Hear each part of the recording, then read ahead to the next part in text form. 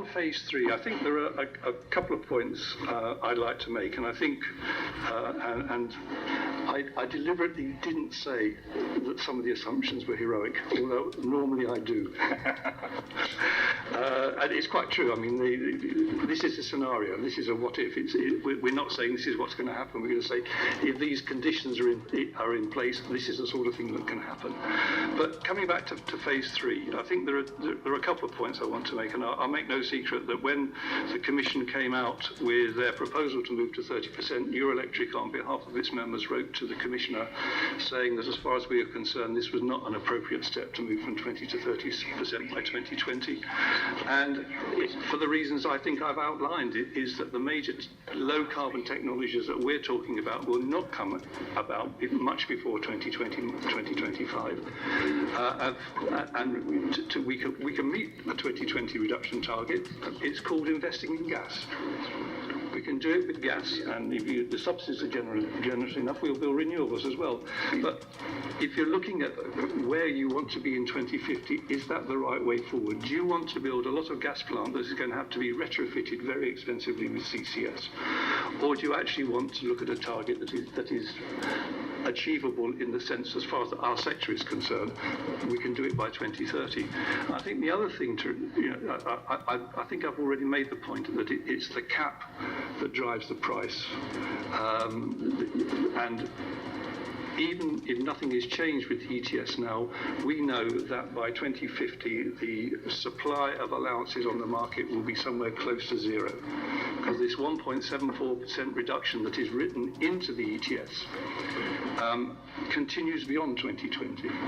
And I would hazard a guess that there are very few boardrooms in the electricity industry that, when they're looking at their plans for investing in new technology, are not looking at that long term. If you're going to put a coal plant on the ground now, which is going to be around in 40 years' time, I would say, I'm looking at Stefan over in the corner there, I would say that no CEO in his right senses would say, I'm going to build an unabated coal plant now and not know that I'm going to have to retrofit it with CCS at some stage in the future. The problem with CCS, as you said, Tim, is it is a technology that we need. It is a technology that is, for a variety of reasons, not being developed as rapidly as we want. It will become, when it is commercially available, it will be the marginal abatement cost as far as the power sector is concerned, and it will be the technology of choice, and it will drive the carbon price. But when the technology doesn't exist, you can't talk about a price for it. The sort of prices you're talking about to get a demonstration CCS plant built have nothing to do with the reality of what the carbon price will be when CCS is commercially available.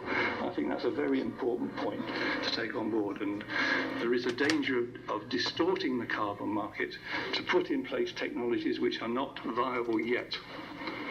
The whole purpose of the emissions trading scheme is that long-term signal about where you've got to be, and that will drive the investment. But clearly, when you're talking about demonstration plant, you need something more than a carbon market.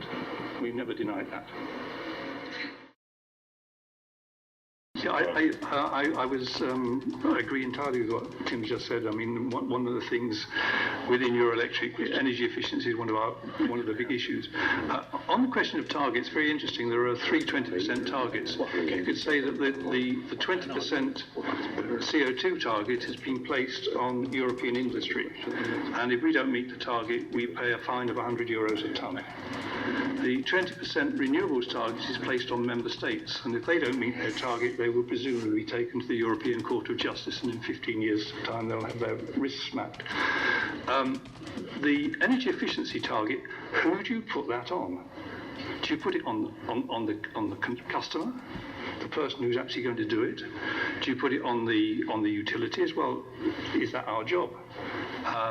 And certainly from the electricity industry, we sometimes think that people equate electricity efficiency with energy efficiency, and that's not necessarily the case. In fact, in many cases, more electricity is actually more energy efficient.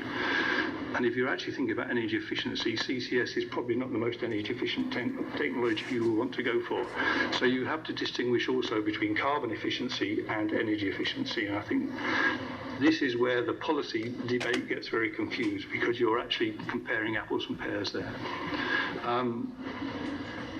So the 20% energy efficiency, or whatever the target is, I think has got to be done, what we would say from my seat in Brussels, domestically as opposed to at community level.